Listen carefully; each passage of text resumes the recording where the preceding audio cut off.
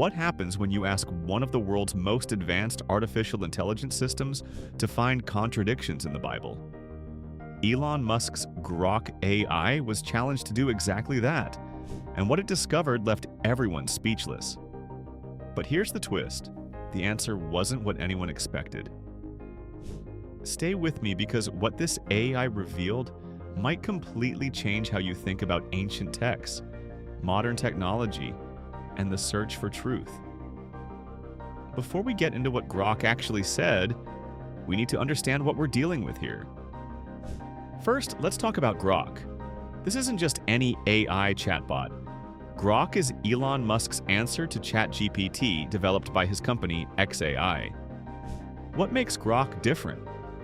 Well, Musk designed it to be more rebellious, more willing to tackle controversial topics, and less filtered than other AI systems. It's supposed to have a bit of personality, a bit of humor, and most importantly, it's supposed to tell you things straight. No sugarcoating. Now, the Bible. Whether you're religious or not, you can't deny that the Bible is one of the most influential books ever written. It's been studied, debated, scrutinized, and analyzed for literally thousands of years.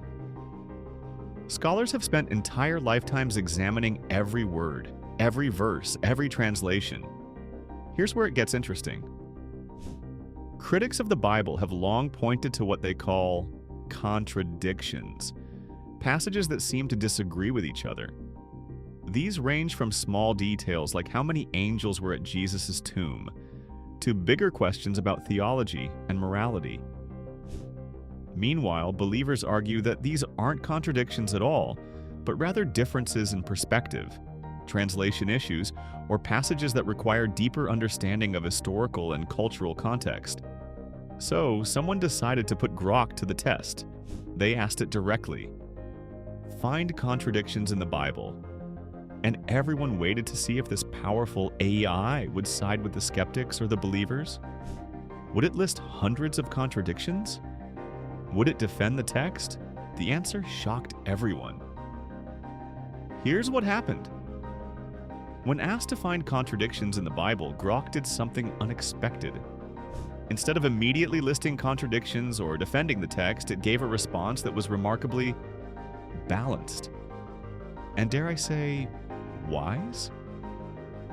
Grok essentially said this: yes, there are passages in the Bible that appear contradictory when read at face value. But, and this is a huge but, the word contradiction might not be the right word to use. Let me break down Grok's main points, because they're actually pretty profound.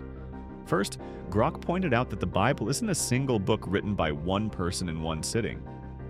It's a collection of 66 different books written by approximately 40 different authors, over a span of roughly 1,500 years in 3 different languages: Hebrew, Aramaic, and Greek.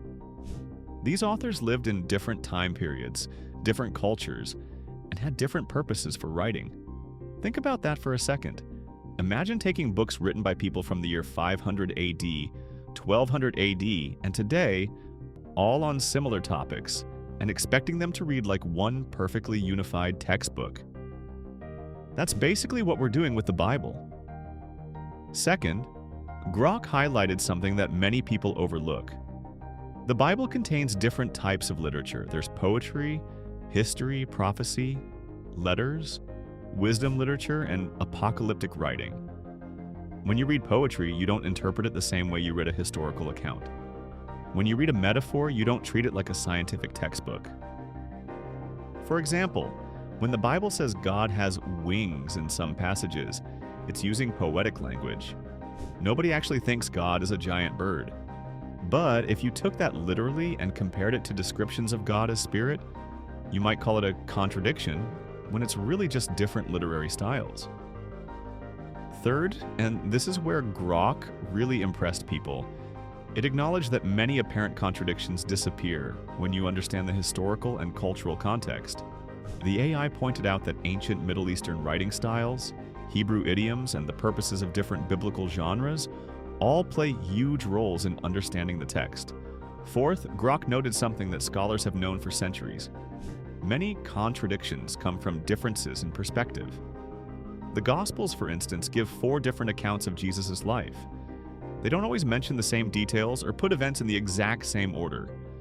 But that's exactly what you'd expect from multiple eyewitness accounts.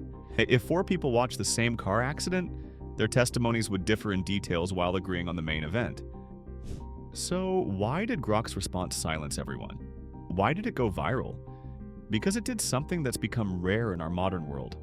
It refused to pick a side in a culture war. See, people on both sides expected Grok to confirm their worldview. Skeptics expected the AI to say, yes, the Bible is full of contradictions, therefore it's unreliable. Believers expected it to say, no, there are no contradictions, the Bible is perfect. But Grok did neither. Instead, it basically said, this is way more complicated than a simple yes or no answer.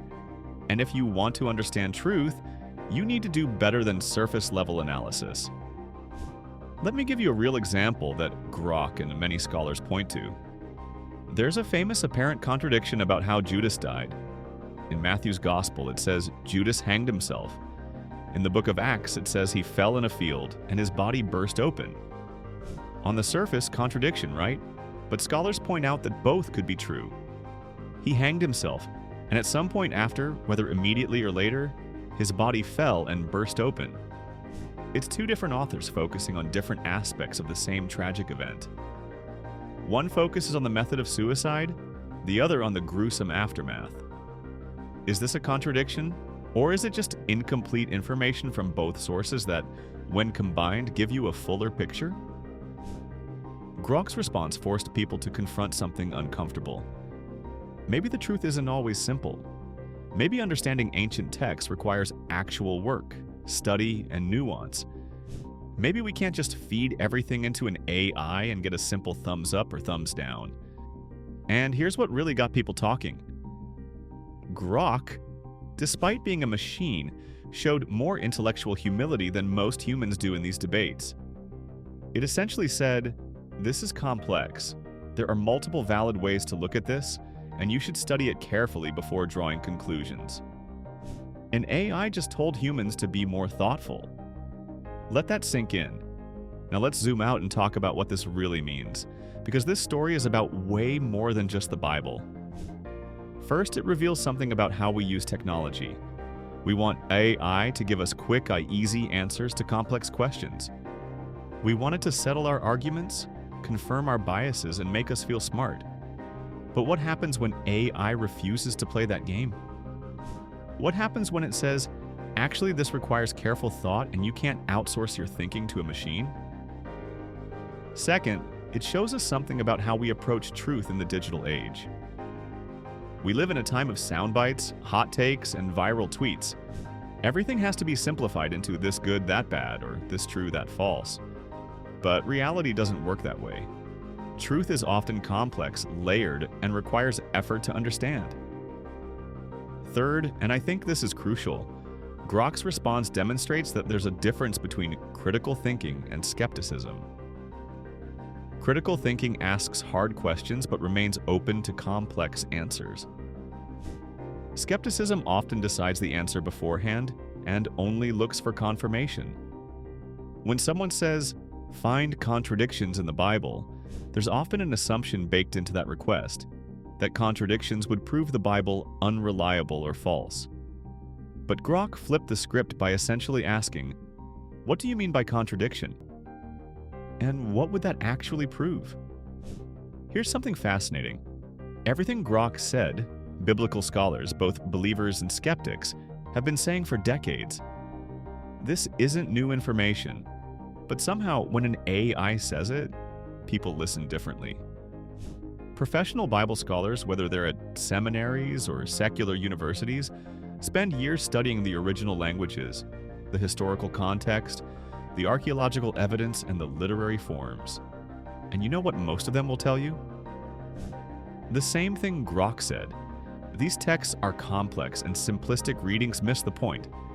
There's a whole field called textual criticism that examines differences between ancient manuscripts. There are experts in ancient Near Eastern literature who help us understand how people wrote history in the ancient world. And spoiler alert, They didn't follow modern journalistic standards. For example, ancient historians often arranged material thematically rather than chronologically. They included theological interpretation alongside historical events. They used numbers symbolically as well as literally. Understanding this doesn't mean the texts are false. It means we need to read them the way they were intended to be read. But here's the problem. Most people, whether religious or not, have never taken a serious Bible study course. They've never learned about textual criticism, ancient literary genres, or historical context. They just read the text in modern English and assume it should read like a 21st century newspaper. And that's exactly the trap Grok refused to fall into. It basically said, if you want to evaluate these texts, you need to understand what they are and how they work. This whole situation raises a bigger question. What role should AI play in questions of meaning, truth, and faith? AI is incredible at processing information, finding patterns, and analyzing data. But can it, or should it, be the final authority on questions that humans have grappled with for millennia? Questions about meaning, purpose, morality, and faith? Grok's response suggests that even its creators understand the limitations. The AI can inform the discussion, but it can't replace human judgment, interpretation, and the hard work of seeking understanding. Think about it this way. You could ask an AI to analyze Shakespeare and tell you if his plays contain contradictions or historical errors. And yes, they do. Shakespeare regularly mixed up historical facts, combined different time periods, and created impossible scenarios. Does that make Shakespeare worthless? Of course not. Because we understand that Shakespeare was writing drama, not documentary history. The same principle applies to ancient religious texts, but with even more layers of complexity because we're dealing with translation, cultural distance, and questions of ultimate meaning that go beyond literary analysis. At the end of the day, the story of Grok and the Bible isn't really about whether the Bible contains contradictions. It's about how we approach truth in an age of information overload and artificial intelligence. It's about whether we're willing to sit with complexity or whether we need everything to be simple and binary.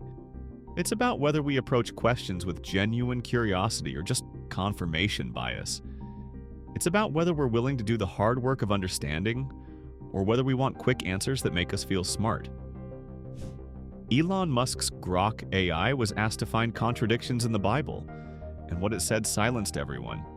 Not because it gave a shocking list of contradictions, and not because it declared the Bible perfect, but because it did something radically unexpected in our polarized world. It gave a thoughtful, nuanced, honest answer that respected the complexity of the question. Maybe that's the real lesson here.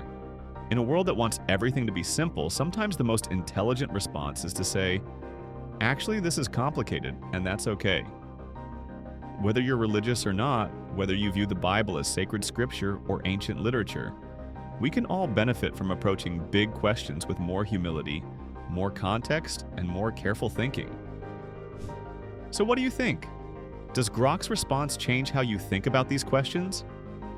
Do you think AI should weigh in on religious texts, or should some questions remain in the human domain? Drop your thoughts in the comments below, and if you found this video interesting, hit that like button and subscribe for more content, where we explore big questions at the intersection of technology, philosophy, and culture.